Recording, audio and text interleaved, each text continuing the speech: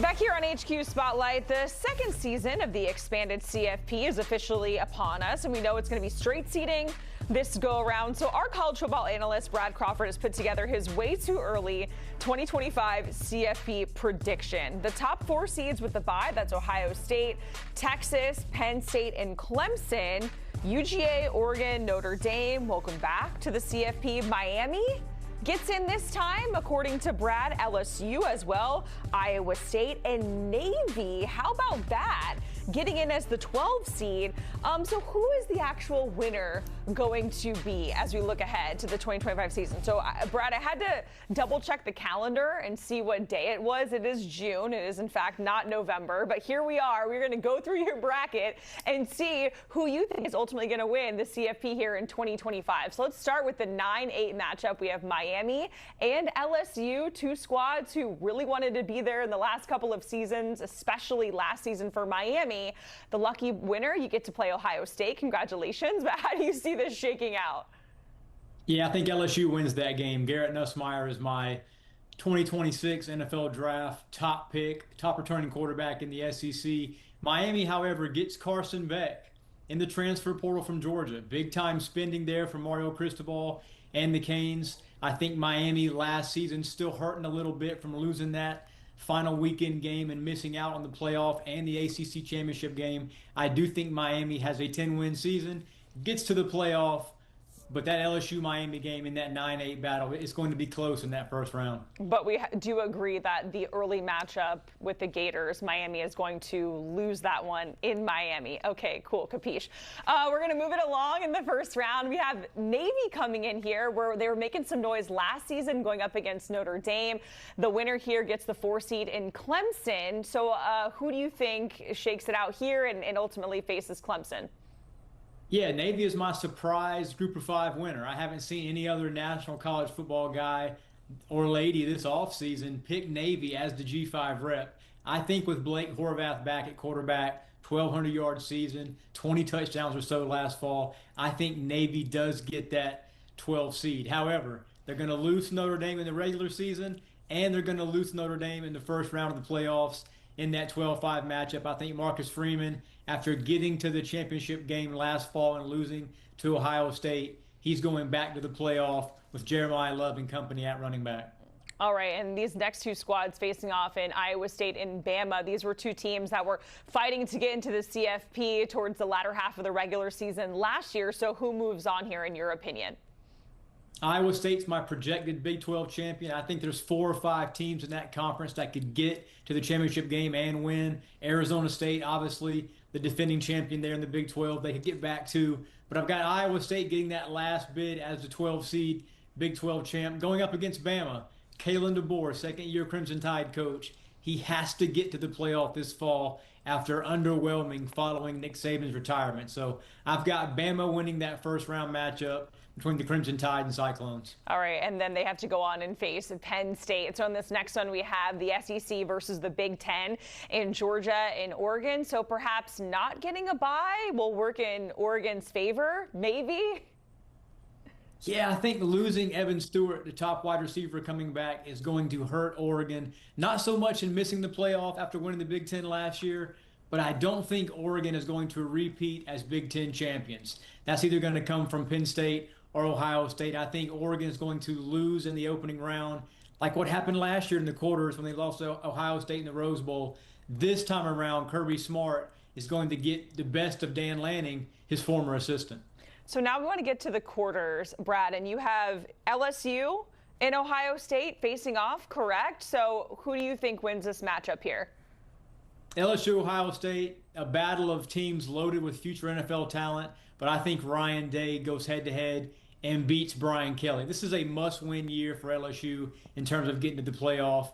First 3 years under Brian Kelly, they have not done so. They've underwhelmed a little bit, but you've got the defending national champions with Jeremiah Smith, one of the Heisman front-runners. I think Ohio State beats LSU and stamps its ticket to the semifinals.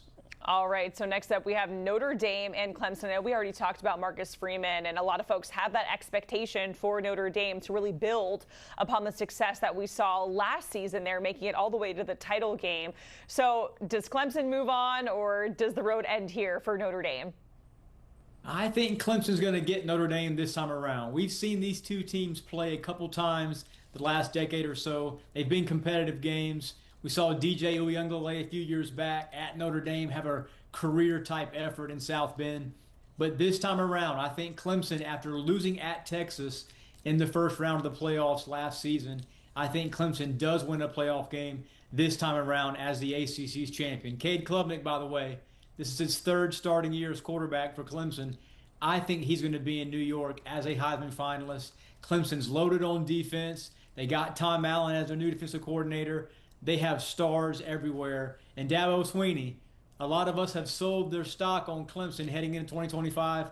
Not me. I think the Tigers have one of the best teams in college football, and they're going to show that in the playoff. And it's going to be kind of interesting here, Brad, because Clemson's really one of those teams that they don't dip into the portal much. They have a lot of that homegrown talent, and they try to develop it. So really quickly, before we move on, I'm just curious, if Clemson does get to this point, what do you think that says about teams that choose not to dive into the portal and kind of take another approach, but other teams are going to see Clemson have success like that? What would that do for the landscape? Would it shake things up a little bit, maybe? Yeah, I think the Lane Kiffins and Mike Norvells of the world at Ole Miss and Florida State should maybe take a page out of Dabo's book and try to sign 4- and 5-star freshmen and then develop them. We haven't seen that happen at Ole Miss and Florida State. You know, no playoff wins between those two programs the last couple of years as a result as well. So while you have teams like Ole Miss, Florida State that really focused on the portal, Texas Tech this year, by the way, is another team that signed a bevy of transfers. I think Clemson is going to kind of buck that trend, and they're going to show that some of the guys they've developed, Cade Klubnik, former 5-star from 3 years ago, TJ Wesco, Brian at wide receiver. You've got Sammy Brown at linebacker as well. Those kind of guys have been around the program a few years, and these are the kind of guys that, as veterans in the playoff, they've developed well, and Clemson's going to show that this fall. It's crazy to think that in this day and age of college athletics in general, if you have homegrown guys, you're more of like the exception and not the norm, right? Yeah. So if we get back on track here with the bracket, we have Bama and Penn State. Penn State, they're fresh off their first ever CFP appearance in 2024, and you have the Nittany Lions beating Alabama here. That's going to be a lot for Alabama's defense to deal with. Not only Drew Aller, a top 5 pick at quarterback in 2026 projected, but you've got Nick Singleton, a 1,000-yard running back, Katron Allen, a 1,000-yard running back. Penn State has an offensive line that might be the best in the Big Ten. And then the other side of the equation, you've got Alabama, new starting quarterback in Ty Simpson. We don't know how long that leash is going to be this season under Kalen DeBoer. They've got 5-star freshman Keelan Russell. They like him a lot in Tuscaloosa. Austin Mack, former transfer from Washington. So there's 3 quarterbacks that might see snaps for the Crimson Tide. But the straw that stirs the drink is going to be Ryan Williams. Can he have a Jeremiah Smith-like season at receiver for Alabama? That's the biggest question for me. I like Penn State in this matchup. And this is one of those rare blue blood matchups we get in the playoff, which is the point of expansion anyway. You want to see these top 10 programs annually match up in the playoff, and here we get with Bama Penn State. Yeah, and speaking of that, now we're turning our attention to SEC on SEC. So anytime we see that, there's a lot of eyeballs, high expectations, all the things. You have Georgia and Texas, a rematch of the SEC championship game from last season. Texas had 13 wins last season, but went 0-2 against Georgia. So what about this squad? Do you think there's going to be a different outcome here with Texas? Steve Sarkisian finally beats Kirby Smart and does it in a big way in this matchup. You've got Colin Simmons on defense, Anthony Hill, 2 future first-round picks, and then Arch Manning. So not only are they elite on offense, Texas has the defenders, future first-round day 1 guys that are going to be able to shut down Georgia. So I've got Texas beating Georgia in a huge playoff game. Oh, man. Sark beating Kirby Smart. That would be absolutely wild. Okay, so we have finally arrived at the way too early CFP semis prediction. And on one side, we have Clemson and Ohio State, the 1 versus 4. And then on the flip side, a 3 versus 2 in Penn State and Texas. So we're going to start on the left side of this graphic here with Clemson and Ohio State. So, Brad, who ultimately punches their ticket to the championship in your eyes? Yeah, I hate to go chalk here with the top four seeds making it all the way to the semis, but in college football, the cream rises to the top. Talent beats everything in the playoff. It's going to happen again. I think Ohio State, the defending champions, get back to the final game and they beat Dabo Swinney in the semis. Julian Sayin, first-year quarterback, former five-star Alabama signee. I think he has a splash first-year season as Ohio State starter and really plays well in the playoff, not only in the regular season. You know what's crazy is that Ohio State fans, yes, they're going to care about this, but they're almost going to care just as much as if they beat Michigan versus whether they get to the championship game or not. So on the other side of the bracket, we have a 3-2 in Penn State against Texas. So who is going to face Ohio State in the championship? Yeah, Penn State for the second straight year. I hate to say it to any Lions fans, but it's going to be a semifinal exit for James Franklin and Penn State. Texas, I think, gets back there to the final, going to play Ohio State. Texas is the only team in college football the last 2 years that has made the playoff and been a few plays away from getting to the final in the semis. This year, I think Sark gets it done as not only the SEC's best team, but one of the two best teams in the country. All right, so we have the CFP title prediction officially set. We have Texas on one hand, Ohio State on the other. It's a rematch of the CFP semi from last season. So, Brad, is Texas technically back, or is Ohio State going to go back-to-back? How do you see it unfolding?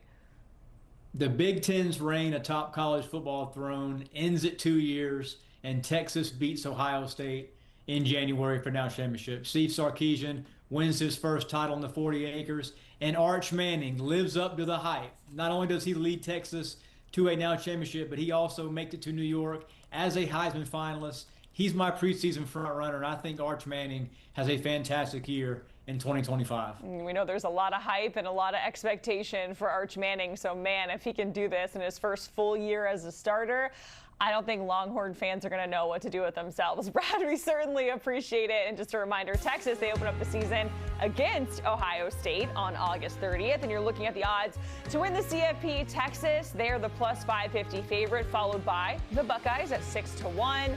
Georgia at plus 650, Penn State at 8-1.